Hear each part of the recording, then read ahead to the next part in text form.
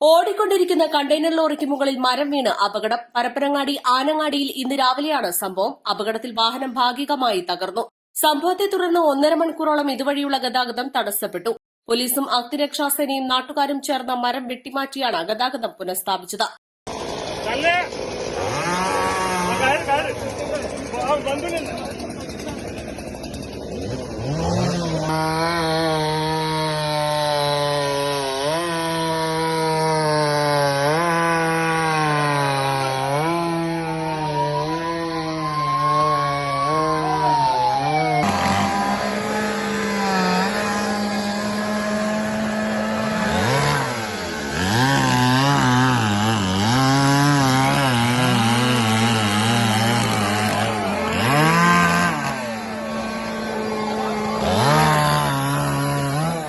East live Parappanangadi.